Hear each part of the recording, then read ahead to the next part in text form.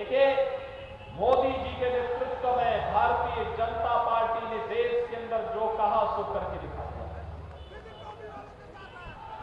भाइयों बहनों, हमने क्या कहा था? हमने कहा था कि आतंकवाद की बात में घुस करके सबक सिखाएंगे।